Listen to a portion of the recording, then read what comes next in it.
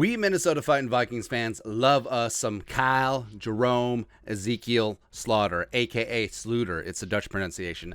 He was a 2017 UDFA out of Northern Colorado, formerly a Southern Miss, and he was on the Broncos preseason team. The Vikings poached him, yanked from their practice squad, and he was a preseason superstar for the Vikings, and it was just he's just one of those kids where whenever you put him in the game, has untapped potential. He was a gamer, he was a baller, he was a shot caller. He got done in preseason running with the 2s and the 3s, whatever. And he just never got the time of day from Zimmer and the coaching staff. It's whatever. Also, just as a final FU, because Zimmer and Spielman reportedly were not talking, I love, as a troll, when the Vikings were having some quarterback depth issues last year, they brought back Kyle Sluter. Spielman just like, hey, we ain't talking, baby. We're bringing back your favorite quarterback. I could have signed any quarterback on the face of the earth, but I'm bringing back the guy that you clearly did not have the time of day for.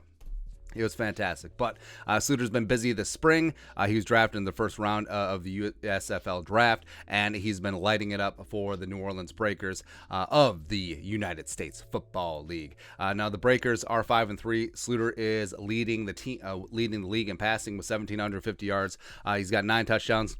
He does have 10 interceptions, which, you know, and he did throw 3 of them and have 0 touchdowns against the Birmingham Stallions, who improved to 8-0 over the Breakers this weekend, even though it was an absolute BS foobar call. Like, the Stallions won on a last-second field goal, which clearly did not go in.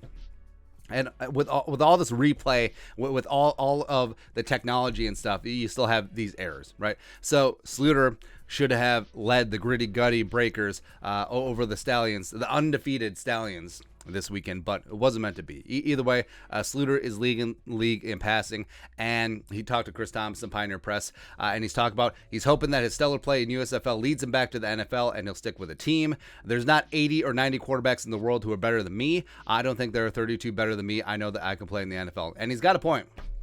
I mean, he's absolutely right. So you got 3 or 4 quarterbacks per team, and is there 80 or 90 quarterbacks on planet Earth better than Slaughter? No, absolutely not. And Sluter talked about losing the backup battle with Sean Mannion, the vending machine tuna fish sandwich, in 2019, where he said this via Thompson.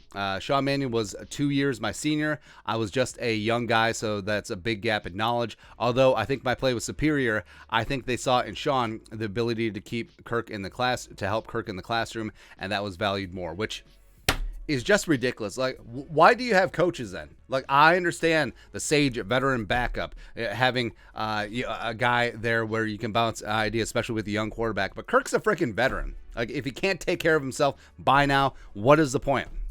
Honestly, if poop hits the fan, who do you want to start? The young guy with upside, in this case it would be Kellen, or do you want to try out Sean Mannion? And we saw in the Green Bay game, that dog ain't going to hunt. No, It just perplexes me. It does. Like, hey, if you like Sean Mannion that much, hire him to be an assistant. He can be the assistant to the assistant quarterbacks coach. He can be the assistant to Gerard Johnson. Go ahead. But as of right now, I mean, Kellen, yes, he could be the future of the Vikings franchise at quarterback. But are you telling me right now that Nate Stanley is better than Kyle Sluter? You tell me right now that Sean Mannion is better than Kyle Sluter?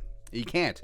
You absolutely cannot. And you could go through every single team. I bet you Sluter would bisect the quarterback depth chart. He probably won't slide in as a starter, but I think that he would be the quarterback 2 on a lot of teams, easily be the quarterback 3 on most of these 90-man rosters. So I do hope that Sluter is going to get his shot. And I think that a lot of guys from the USFL are showing that they do have some talent, and they'll get invited after the season's over to 90-man rosters for training camp. So I'm happy to see it. I'm happy to see, even though it might not be with the Vikings, because his biggest supporter, Rick Spielman, he gone.